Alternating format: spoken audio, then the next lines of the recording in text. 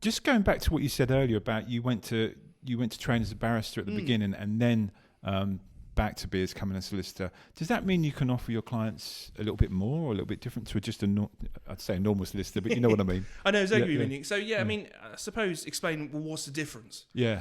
So barristers traditionally are dealing with all litigation advocacy work. So they're the people quite often are pictured with wigs and gowns on in the courtroom before a judge, making legal arguments and putting your client's case for you. Yeah.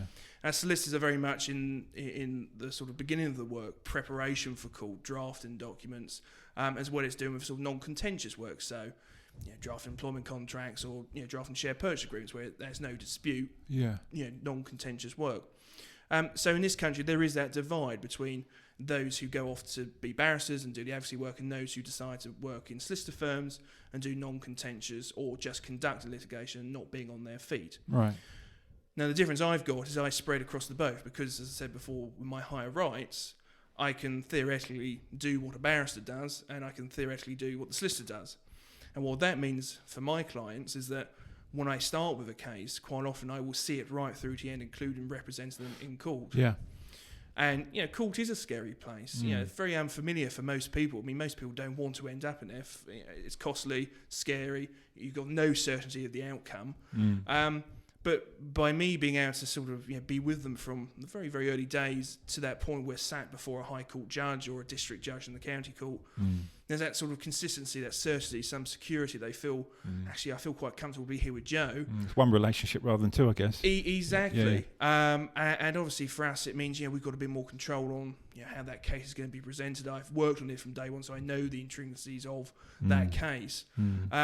And so also it has a massive cost saving for the client too, because the preparation work I've already done getting it to trial. So when I get to that point before I'm before a judge, I'm ready to go, I'm on my feet. But don't get me wrong, there are still cases where there is most certainly the appropriateness to have a barrister on board. Yeah. As I say, their day-to-day work is sitting in the courts and tribunals representing clients. So, there is still a need for them. And, I will always say, actually, this sort of case, look, we're in an 8-10 day hearing. It's probably better, actually, we get a barrister involved, but I will come and support. Okay. And sometimes work with a barrister on doing the advocacy too. Yeah. I'm slightly different in that regard, I suppose, that I'm more naturally focused on being on my feet in court for clients. And, we had a recent success story, issued a claim for a client. The other side decided they weren't going to defend it. And what that does, it enables us to apply for what we say is default judgment. In other words, you're not saying you dispute it, therefore surely we must succeed. Okay. Judge, very, very good on the day, said, yes, of course, default judgment, there's no defence, we find in your favour. Yeah. So got the client the judgment and got them their costs awarded as well. So that was a morning in court before a judge and taking them through all the procedural, horrible sort of legal rules. Yes. But fundamentally, getting the judge to say, look, he didn't submit his defence.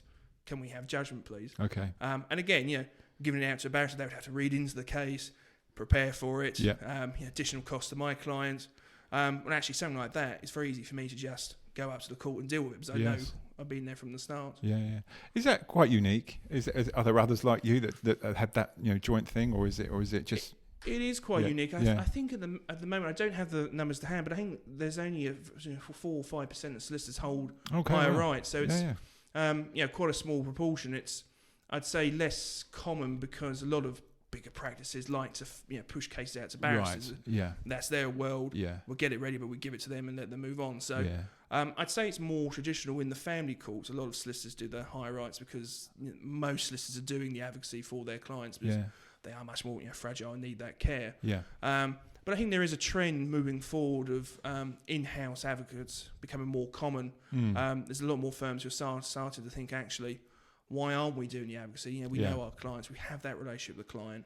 We provide them all these other services. Why don't we provide that? So I think it will become a trend. Yes. But certainly at the moment it's niche, and I think that's something I can offer, not just for our clients, but also locally with different firms, different solicitor firms, working with them to say, actually, we've got this case. Joe, could you just go up to the court and do it for us rather than giving it to someone in London at a much higher cost?